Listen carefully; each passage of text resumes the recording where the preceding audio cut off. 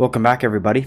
I'm 25 and invested, and before we get started today, I would like to talk about the Blossom community. I am pretty active on Blossom. I do have a link in the description below for Blossom. It's not just to follow me. I mean, it would be nice, but I do believe that it is a very helpful community. It's very full of insightful people. It is very knowledgeable.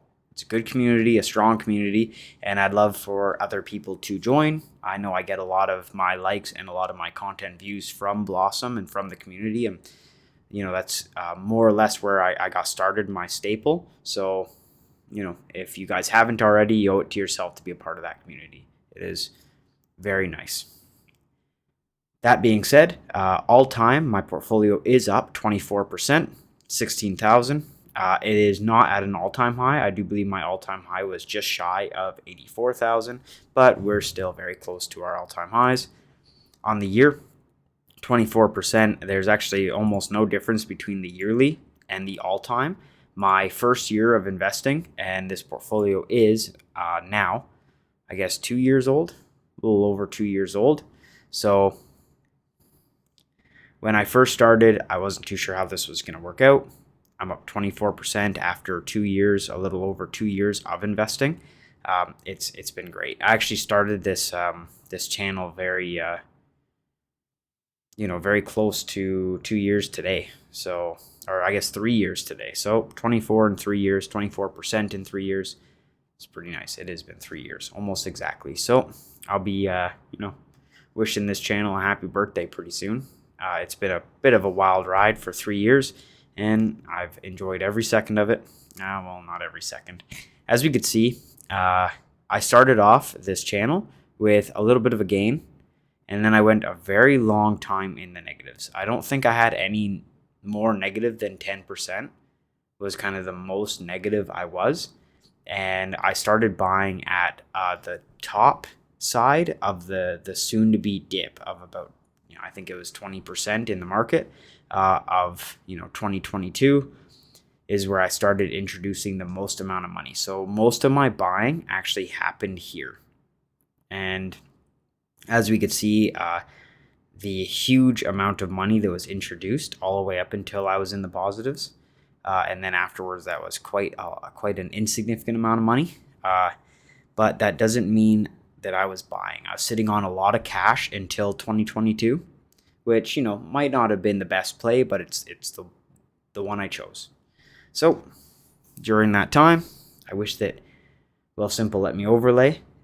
During that time, we were introducing a lot of money into our portfolio during 2022. I don't think I could have picked a better time to do that.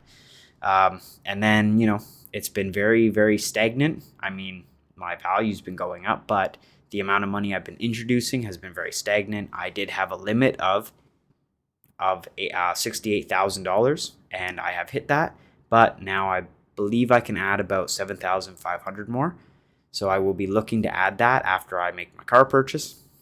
I am sitting on quite a lot of cash that you don't see. So my Scotiabank account, my joint account with my wife is sitting at about 40,000, maybe a little more than 40,000. So what you see here, 84, what you don't see is over 40,000, and then another, we both hold on to about 5,000 each just in emergency funds, and then plan to buy funds, which was the 40,000, and then also this account and soon to be her TFSA, which we will be starting.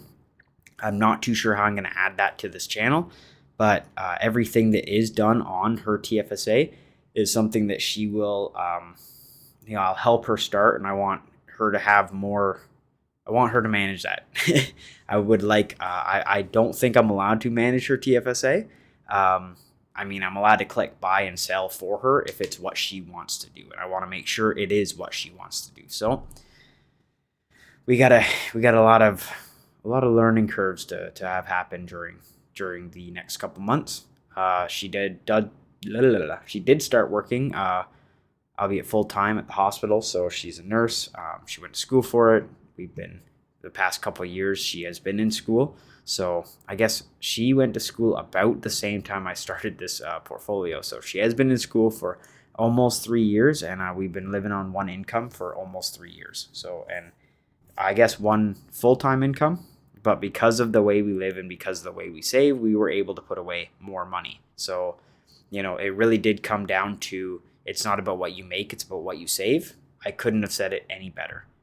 Going down on the weekly, it's actually entirely flat, which is why I'm going through this chat with you guys now. Well, I've almost had no movement, 0% on the day. On the week, we're down $100. On the 1 month, we're up 3% or 2,600. On the 3 months, we're up 8% or 6,200, and then the year's 24%. So it's been a wild year. I did deploy some cash, probably around, I guess it was only a couple months ago, probably around here, where I bought MO and some more Xeqt. I've also bought Xeqt periodically throughout the duration of last year. Looking at my account now, I did buy an extra BABA share. That was probably the second last thing that I bought. I'm not exactly breaking the bank by picking up one share, but it's those little buys that make a difference. It's being able to buy when the sentiment is so goddamn low and stomaching buying something at when you're down 40% on it already. It takes a lot to do that, even if it is so little. Apple, 26% up. I believe they're close to their all-time highs. I think $188 is their all-time highs. Algonquin, I am down 50%. I was down way more, I believe. Or are they getting close to their lows again? Let's take a look. They are getting close to their lows. $7 is when I might be looking at buying it again. I might pick up a few more Algonquin powers. Bad businesses don't stay bad forever, but it really depends on if the debt is a risk of bankruptcy. So we gotta decide that. BlackRock, up 27%, as per usual. Brookfield Corp, up 15%. This is a stock that I have pretty high hopes for. I mean, every stock I own, I would hope that I have high hopes for. Otherwise, why would I buy it? But Brookfield Corp, I bought because the net asset value was at a premium. So we'll see how that plays out. They've been doing well. They're BAM. I believe BAM is a little expensive right now for what you get. So even though they have fantastic balance sheets, I just see it as expensive. Other people don't, though, because people keep buying. Bank of Nova Scotia, down 3.26%. Nothing really to see here. That is a dividend play. I believe they pay out about 6%. Let's see here. 6.6%. Damn, that is quite a big payout ratio. So, we are expecting dividends. We're not expecting great growth, dividend growth. Berkshire Hathaway, I'm almost up 50%. I mean, I don't mind telling you when I'm wrong. I did plan on doubling down on this stock when it was closer to probably about 20% positive, when about $300 is when I wanted to buy again. And it has just been exploding. I haven't been able to buy it.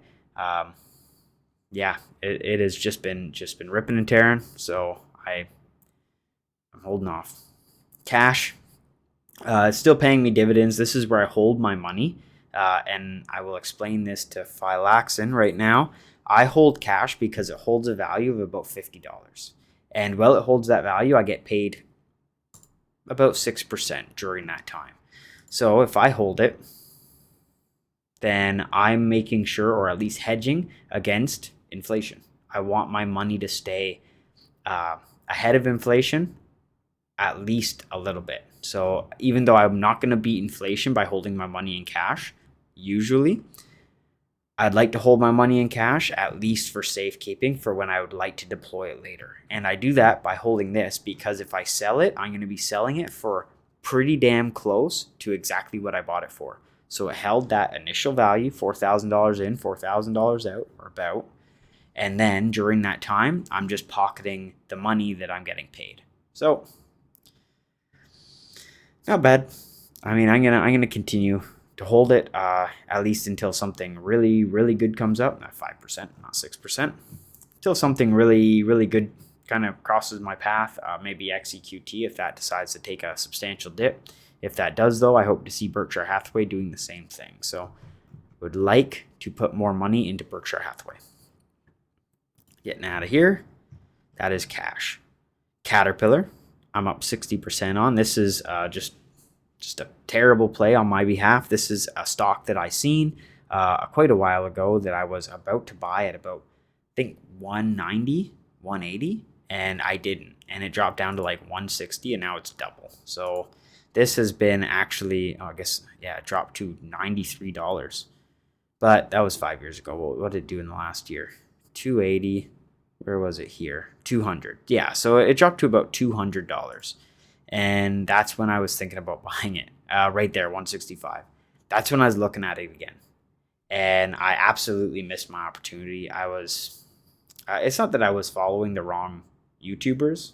It's just they didn't look like a good business. And if I was doing things the way that I do them now, I would have pulled that trigger. I would have bought it at least, the usual $2,000 lot that I take my first buy-in. So yeah, missed opportunity. I still have my tracker share. My tracker share is doing very well, and Caterpillar has been killing it. So I mean, good businesses don't stay good forever. Bad businesses don't stay bad forever, and that is just something that I had to learn. Dollar General had like a 6% day. They released earnings. They're doing very well again. They're right back up to $141, which I think was where I bought it the first time I did. And I took a huge loss right when I pulled the trigger on this guy. I can't bring up the actual, the actual buys right now without digging too deep. So my average price on this is, where are you? 126. So I bought this at 140 and then 130 and then like 100. It had a huge dip. So yeah, I probably bought it at like 110. But this was one stock that I bought, and I immediately fell into the negatives. So I did average in just a little bit, bringing my average down to 126. So I don't know if it'll be intelligent to have done that super long term, but I'm glad to be holding Dollar General. Dream Industrial, I'm up 7%. Not much to say there. I need to actually retally how many dividend payments I got since last time, so I can buy a few more shares. I just reinvest dividends. I also reinvest the dividends from NXR to Dream Industrial. Dollarama up 92%. This is my second best performing stock right now, right next to Meta, and it is slowly closing that gap. It did beat $100 per share. It is just a solid company. They are buying back lots of shares. They're rewarding shareholders extensively. So Dollarama, good job. I go to Dollarama quite a lot, and I'm always waiting in line at Dollarama. So that's a good sign. I don't want to breathe into the microphone. Empire Co. down 6%. Google up 21%. Google I have quite high conviction for. It is one of my biggest singular holdings, right up there with BlackRock. So this is a big holding. So I'm glad to see them doing well. And yeah, we'll see what happens moving forward. Home Depot is a stock that I'd like to buy more. Home Depot is kind of my boy. I use Home Depot. I'm a tradesman. I have their tools. I have rigid tools. Unpopular tools for sure. Like nobody likes seeing them. They're god awful orange, but they do the job. They do it well, and they've been doing it for a very long time. So I own them. Home Depot, fantastic. And also the companies ran very well. They pay a dividend. They do share buybacks. It's all there. Intel up 29%. They're at 43. Are they approaching an all-time high? No. Not even really too close. They're a couple dollars off, but their all-time high is $66. Yeah, $67 for Intel. I'd love to see them hit that. I just don't think it's going to happen so soon. Yeah, there's going to be turbulence with Intel. It is a long-term play, super long-term play. So we'll see how the factory works out. We'll see if they can increase margins. We'll see if they can increase, market share. NVIDIA is kind of crushing it. But good businesses don't stay good forever. Bad businesses don't stay bad forever. We'll see how that works out. Meta 151%. This is the best performing stock in my account. They are absolutely killing it. It's actually amazing to see if I see a 10%, or let's say I see a 2% day in Meta. It's 2% up on the day.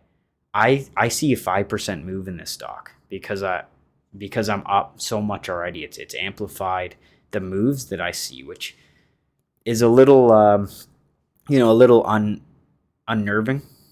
As an investor, I do, you get caught up in it. It's very unique to see, and it's almost staggering to see. So I will get used to it, but it is the first time this happened, and yeah, I mean, it's about psychology. It's cool. It's nice to see. Manulife, I'm glad to see it this way and not the other way. Manulife Financial, up 46%. This is a stock that I thought was going to be quite a lot less volatile than it is. In this case, it's volatile in the right way, but damn, what an overperformance. And they pay a very, very hefty dividend. Maybe not hefty right now because of the stock price, but they pay a solid dividend, and the price appreciation has been absolutely exploding. MO, which is the most recent stock that I bought, about 2,000 Canadian, 1,500 American. It is a US stock. It is also a tobacco company. It is a company that I wanted. It's a company that I've been following for a very long time, and I've been waiting for it to hit about that $40 area, and it did. I bought, and I hold. So it is another dividend play, but they pay 10%, and the dividend is pretty safe. So with the 2% share buybacks that they do, plus the 10% dividend, I'm going to love to see this company ride out for a very, very long amount of time. I'm not here for growth. I'm here for stability. Microsoft, up 53%. I bought it before the AI rush.